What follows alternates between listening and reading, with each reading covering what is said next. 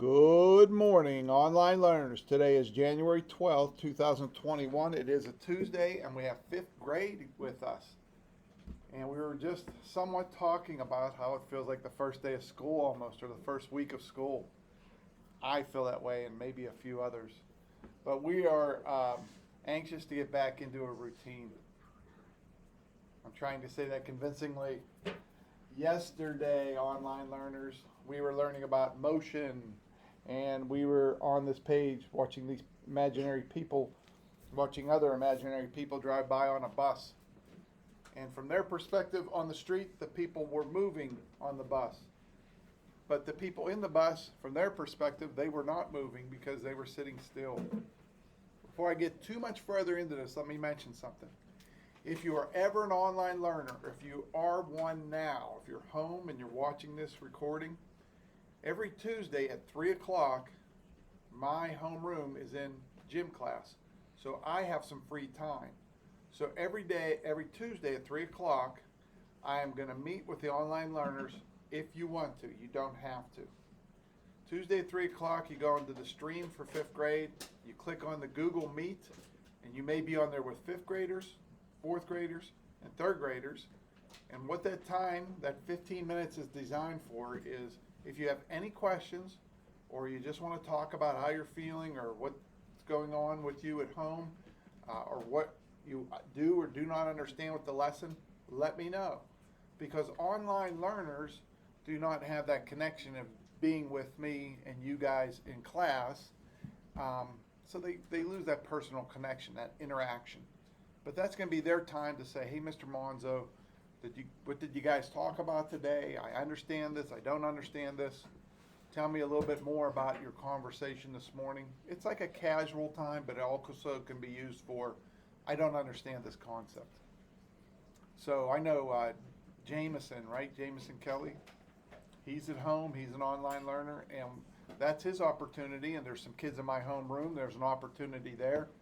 We only have 15 minutes because then the day's over pretty much at 3:20. We got to get people on the bus. But it's a non-instructional time, but it can be used to clear up anything that's on your mind.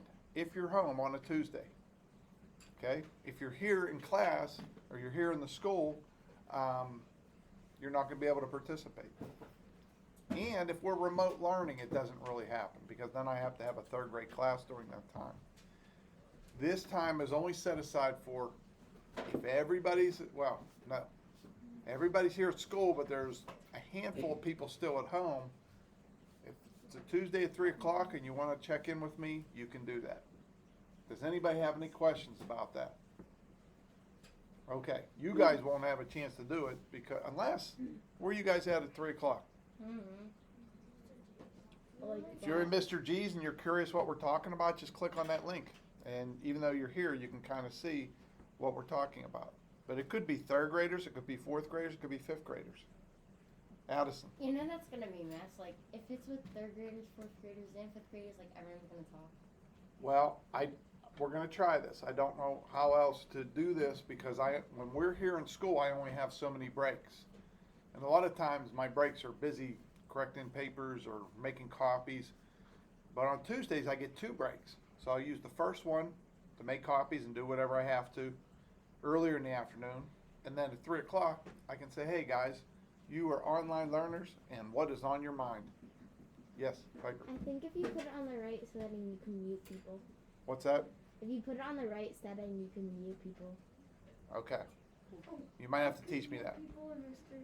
All right, keep that in mind. If you are an online learner and everybody else is at school, I could see you Tuesdays at 3 if you want to. If you're busy at that time, don't worry about it. So motion, we talked about soccer, and I remember this yesterday talking about this soccer ball, and that ball remains at rest until somebody puts it in motion. And we have, how many soccer players in here? 1, 2, I used to play soccer. 3. Not really. Not really. Kind of like my daughter. She used to kind of run around out there and the ball would just come flying past her and she kind of got frustrated a lot. So soccer takes a lot of skills. But Newton's first law also applies to a game of baseball. A baseball begins at rest in the pitcher's hand. The pitcher then applies a force to the ball, hurling it toward home plate. The ball's inertia keeps it moving forward, although the ball changes direction slightly because of friction against the air and the force of gravity. At home plate, two things may happen. The ball may land in the mitt of the catcher, who applies a force to stop it, or the ball may strike a bat, or the batter may strike the ball with a bat. If the batter's force is strong enough, the ball will travel long enough for a home run. We have baseball to look forward to now, coming up soon. Speed, velocity, and acceleration, and we see somebody spinning around here. And that's a jumping ice skater. Newton's first law mentions that without the action of a force, an object will move at a constant speed, the same speed all the time, in a constant direction. The speed of an object is a measure of the distance it moves in a given amount of time. To calculate average speed, divide the distance traveled by the time it took the object to travel that distance. You can use a formula to relate speed, distance, and time. And that formula, it's a math formula, guys. Speed equals distance divided by time. For example, if a car travels 160 kilometers or 100 miles in 2 hours, its average speed is speed equals 160 divided by 2. Speed equals 80 miles per hour. There are many other units of speed, but they all have the same form. Units of distance per units of time. Scientists often use meters per second. Note that the speed is a rate. It is the rate of change in distance over time. Velocity is a measure of both an object's speed and its direction. The next page, guys, talks about animals and their speed, and this is very interesting.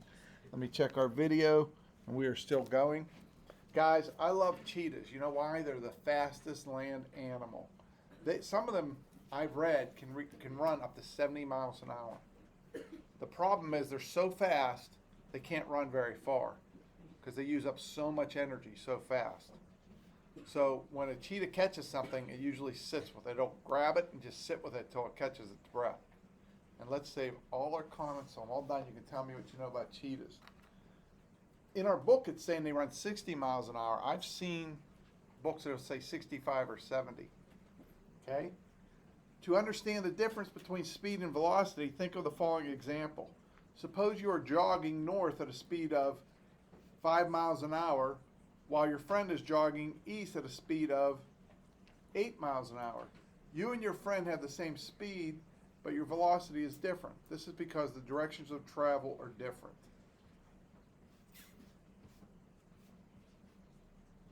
I might not have said that right because they're giving us kilometers and they're giving us miles per hour. Let me just reread that the way they wrote it because it might, I don't know if I said it correctly.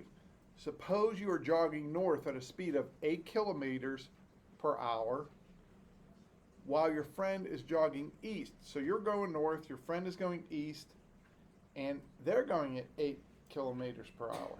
You and your friend have the same speed, but your velocity is different. This is because your directions of travel are different. Okay, so you have different velocities because your directions of travel are different. A force can change the speed of an object, its direction, or both. In each case, a force causes the object's velocity to change. Change in an object's velocity is known as acceleration. Since velocity describes both speed and direction, acceleration can change in speed, a change in direction, or both. So I guess if you're going north and your friend's going east, you may encounter different things. Maybe east is downhill and north is uphill and it's affecting you differently. Acceleration is expressed as a change in velocity over a certain period of time. For example, suppose the velocity of a car changes from 13, I believe they're saying meters, to 23 meters per second in 5 seconds. The change in the car's velocity is 23 meters divided by seconds minus 13 meters divided by seconds equals 10 meters per second. It takes 5 seconds to change, so the acceleration, and guys, you'd have to actually see this. It gets kind of complicated to say verbally. It's better if it's on paper. 10 meters divided by how many seconds divided by 5 seconds equals 2 meters per second. It's a mathematical problem, guys, and it would make more sense if you could actually see it.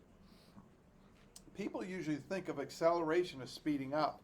That is why a car's gas pedal is also called an accelerator. When an object slows down, it is commonly called deceleration. In science, however, accelerating can mean speeding up, slowing down, or changing direction. In fact, any change in motion is acceleration. All right, so they showed the cheetah at 60 miles an hour, a blue whale at 30 miles an hour. And that might not sound fast, but you got to remember they're in water. A peregrine falcon, 200 miles an hour.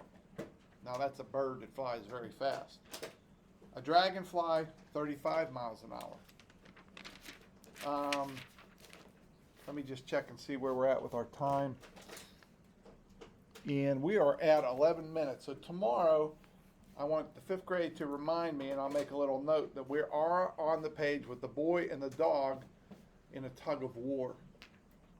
And some of what we mentioned today was mathematical, and it is much better if you can put it on paper, and I'm absolutely positive what the initials stand for, because I'm assuming they mean meters, but they don't give me a full explanation. But we will review this before the quiz, and there will not be any math on the quiz. It'll all be vocabulary, science vocabulary. But you can start to see how math and science start tying together. Okay, online learners, if you want to, I will see you at 3 o'clock today, Tuesday, for 15 minutes for any discussion you want. It could be casual or it could be instructional, whatever you feel like, because you're not here with us and we want to give you that opportunity to make it feel like you are. This is something new that we just started. All right, online learners, we will see you either at 3 o'clock or tomorrow. Bye-bye.